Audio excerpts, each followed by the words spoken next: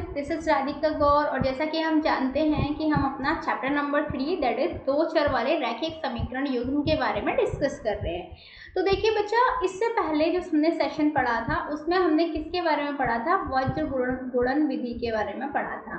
अब इस चैप्टर में हम उसी की अभ्यास करेंगे, एक्सरसाइज के बारे में देखेंगे, क्योंकि बहुत इंपॉर्टेंट है और थोड़ा कंफ्यूजिंग भी है। जितना आप प्रैक्टिस करेंगे उतना ही आपको समझ में आएगा, वरना आपको समझने में काफ़ी कठिनाई होगी।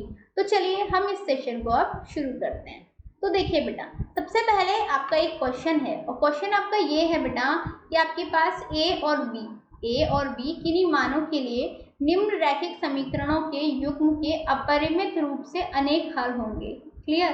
किन मानों के लिए ये हमें निकालना है। हमें दे रखा है 2x + 3y = 7 दे रखा है। दूसरा हमें दे रखा है a - b, clear, a - bx + a + by बराबर दे रखा है 3a + b - 2।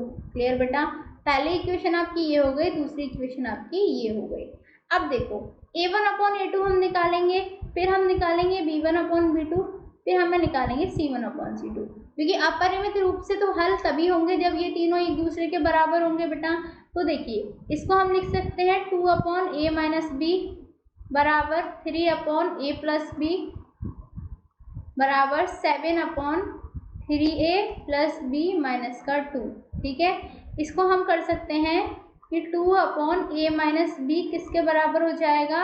ये हो जाएगा 3/a + b के बराबर। और हम ये भी लिख सकते हैं कि 3/a + b किसके बराबर हो जाएगा? 7/3a + b - 2 के बराबर। ठीक है, अब देखो यहाँ से हम हल करेंगे तो हमें क्या मिलेगा बेटा? 2a + b बराबर 3a - b के बराबर मिलेगा। और हम लिख सकते हैं 3a + b - 2 हमें मिलेगा 7a + b के बराबर। यहाँ से बेटा देखो 2a + 2b ये 3a - 3b के बराबर हुआ और 9a + 3b - 6 ये किसके बराबर हुआ? 7a + 7b के बराबर। यहाँ से बेटा a बराबर आपका आ जाएगा 5b और 2a बराबर आ जाएगा 4b + 6। ठीक है, जब आप इन दोनों इक्वेशन को हल करेंगे तो आपको मिलेगा a बराबर 5 और आपको b बराबर मिलेगा कितना? मिलेगा 1।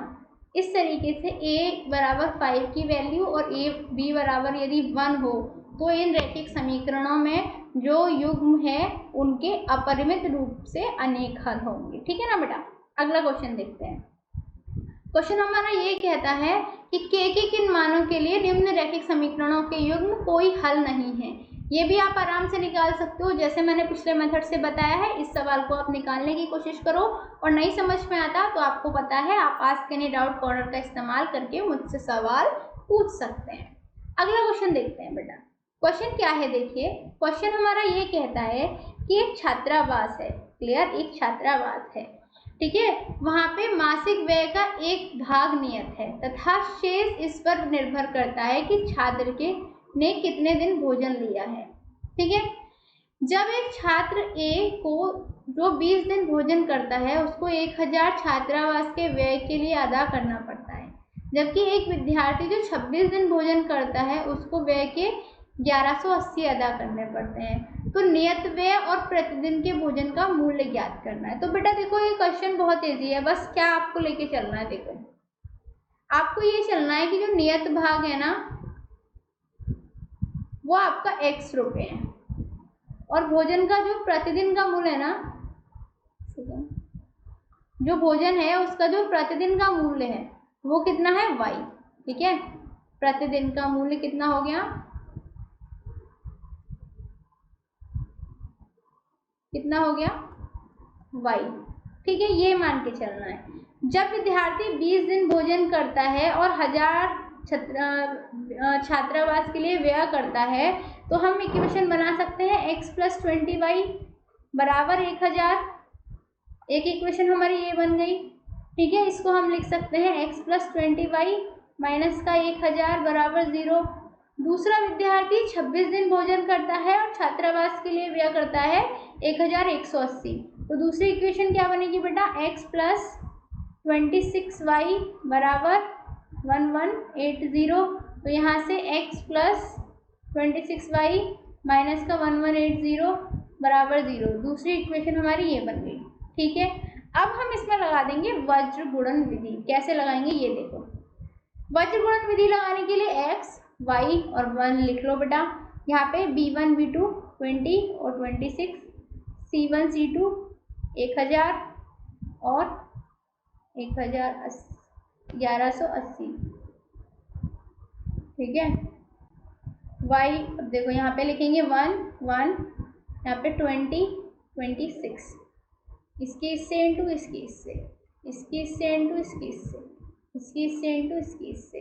जब आप सॉल्व करेंगे सवाल को बेटा तो आप पाएंगे x अपॉन इसकी इंटू इससे करके, ठीक है, आपका आ जाएगा 2400, इसकी इंटू इससे करके और फिर इसकी इंटू इससे करके दोनों में माइनस करके इतना आ जाएगा। कैलकुलेशन आप कर लेना बेटा, ठीक है, आपको समझ में इतना तो आ ही चुका होगा।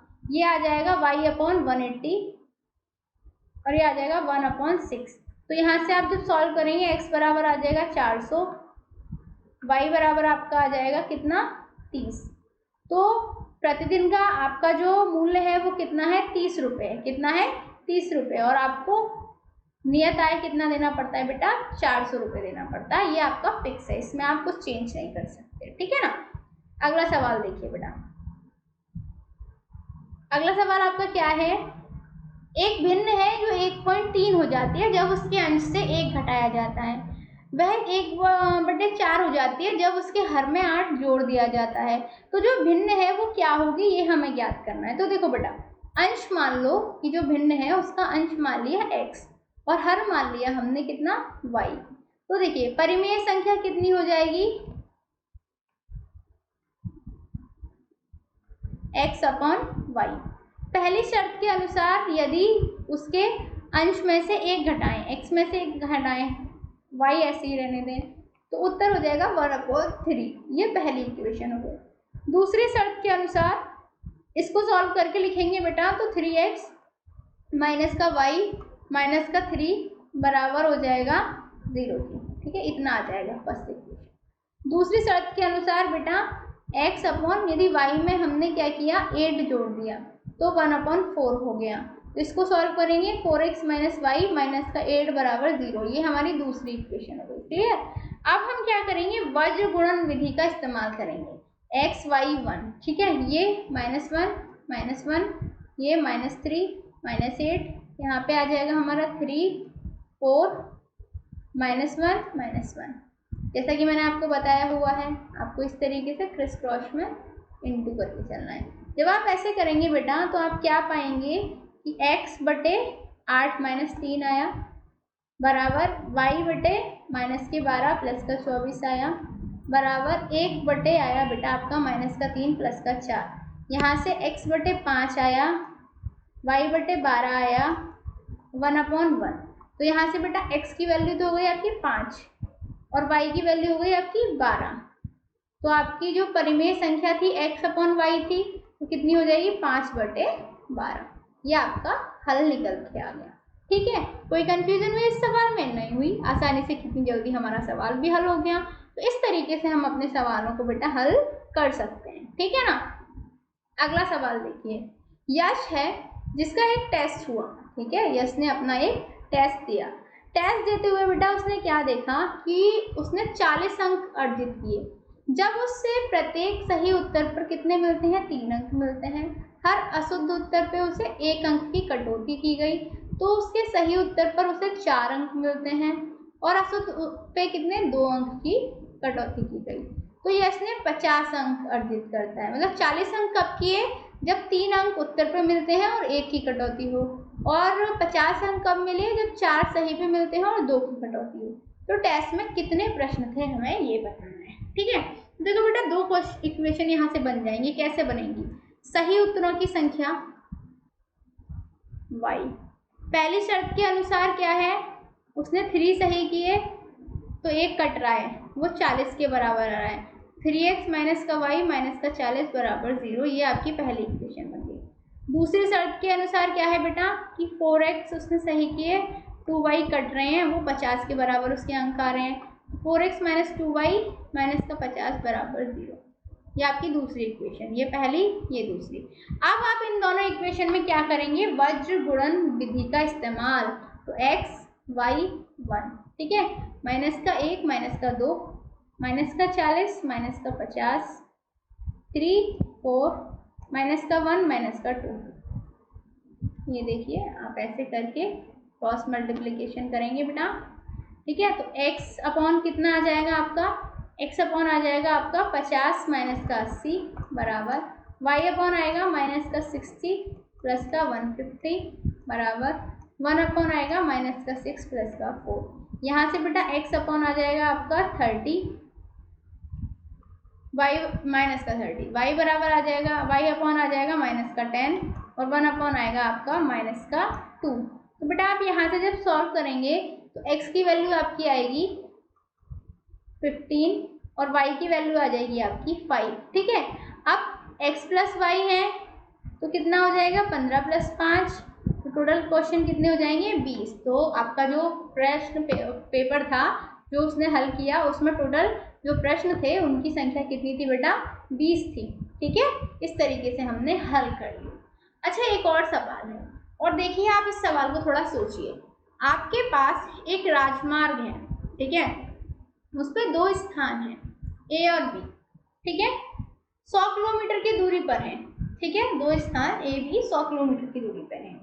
एक कार A से तथा दूसरी कार B से एक ही समय पर चलना प्रारंभ करती हैं।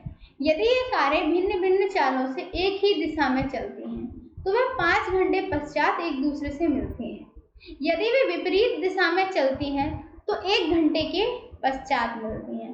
दोनों कारों की हमें चाल ज्ञात करनी है। तो बेटा देखो इस सवाल को हल करने का इजी तरीका मैं आपको समझाती हूँ। मानो कि स्थान A से चलने वाली गाड़ी या कार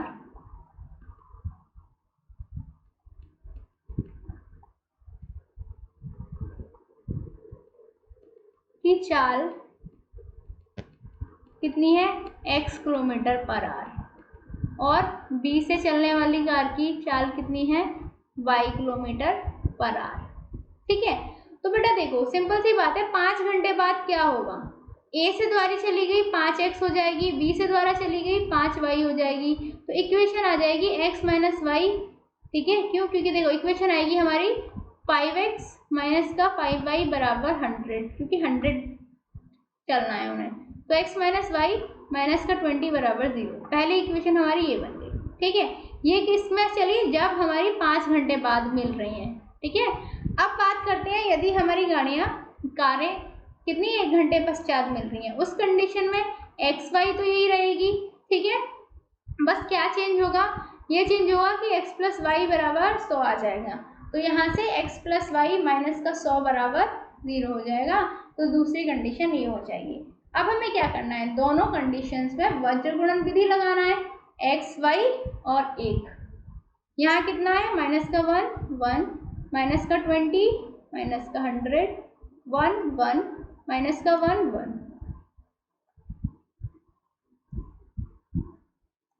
ठीक है। तो x अपॉन आ जाएगा 100 प्लस 20, y अपॉन आ जाएगा माइनस का 20 प्लस का 100 1 अपॉन 1 प्लस 1। तो यहाँ से बेटा x अपॉन 120 बराबर y अपॉन 80 बराबर 1 अपॉन 2। तो यहाँ से बेटा x बराबर आ जाएगा 60 और y बराबर आ जाएगा आपका 40। तो जो आपकी गाड़ी है A से चलने वाली कार है वो 60 किलोमीटर पर आवर की स्पीड पे चल रही होगी और जो B से चलने वाली कार है वो 40 किलोमीटर पर आवर की स्पीड पे चल रही होगी। इस तरीके से आप अपने इस सवाल को हल कर पाए, ठीक है। अब देखिए एक और सवाल है, ये और हल कर लेते हैं, इसके साथ में आपका ये सेशन हो जाएगा खत्म। सवाल क्या है ध्यान से देखिए। एक आयत है, उसका क्षेत्रफल 9 वर्ग इकाई कम हो जाता है यदि उसकी लंबाई 5 इकाई कम कर दी जाती है और चौड़ाई 3 इकाई बढ़ा दी जाती है। यदि हम लंबाई को 3 इकाई और चौड़ाई को 2 इकाई बढ़ा दें तो क्षेत्रफल 67 वर्ग इकाई बढ़ जाता है। आयत की विमाएं हमें ज्ञात करनी है। देखो माना कि आयत की जो लंबाई है वो x है और जो चौड़ाई है वो y है, क्लियर। क्षेत्रफल है वो xy हो जाएगा, ठीक है। यदि हमने उसकी लंबाई 5 इकाई कम कर दी और चौड़ाई 3 इकाई बढ़ा दी, ठीक है, मतलब लंबाई में से हमने 5 इकाई कम कर दी, चौड़ाई में 3 बढ़ा दी, तो क्षेत्रफल xy माइनस का 9 हो जाता है, क्लियर। इस इक्वेशन से हमें निकल आएगा 3x माइनस 5y माइनस का 6 बराबर 0, पहली इक्वेशन बन गई। अब दूसरी कंडीशन में हमने क्या किया बेटा, इसको बढ़ाया और उसको घटाया, मतलब ये 3 बढ़ाई और वो 2 बढ़ाई। ये करने पे हमें क्या मिला, हमें मिला xy प्लस का 67। तो ये इक्वेशन सॉल्व करेंगे हमें आ जाएगा 2x प्लस का 3y माइनस का 61 बराबर 0। दूसरी इक्वेशन ये आ गई। अब हमने 2 इक्वेशन हमारे पास आ गई। अब हमें क्या करना है, हमें सिर्फ इन दोनों इक्वेशन में वज्र गुणन विधि का इस्तेमाल करना है और हमारा उत्तर आ जाएगा। देखिए x ये कितना है, माइनस का 5, 3 माइनस का 6 माइनस का 61, 3 2 माइनस का 5 3।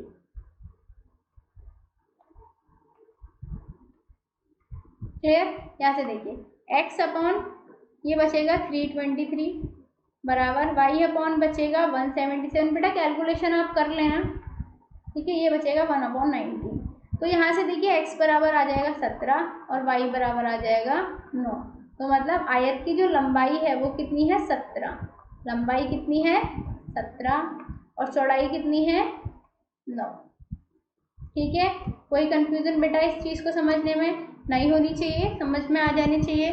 तो देखिए यही आज का हमारा चैप्टर था, मतलब सेशन था, जिसमें हमने वज्र गुणन विधि से जितने भी क्वेश्चन होते हैं सबको सॉल्व करके देखा और देखा कि कैसे हम वज्र गुणन विधि का इस्तेमाल करते हुए किसी भी सवाल को, चाहे कोई भी सवाल क्यों ना हो, उसको हम आसान भाषा में हल कर सकते हैं। उम्मीद करती हूँ आपको अभी तक की जो मेरी 4 विधि मैंने आपको बताई हैं, वज्र गुणन विधि, विलोपन विधि, प्रतिस्थापन विधि और ग्राफिक विधि, चारों अच्छी तरीके से समझ में आ चुकी होंगी। चलिए मिलते हैं अगले सेशन में बेटा, जिसमें हम पढ़ेंगे समीकरणों को फुल वर्ग बना के, मतलब एक नई विधि है और वो विधि एक फॉर्मूले पर डिपेंड करती है बेटा। तो वो फॉर्मूला मैं आपको अगले सेशन में कराऊंगी और वहीं पे हम मिलते हैं। अब चलिए तब तक के लिए शुक्रिया।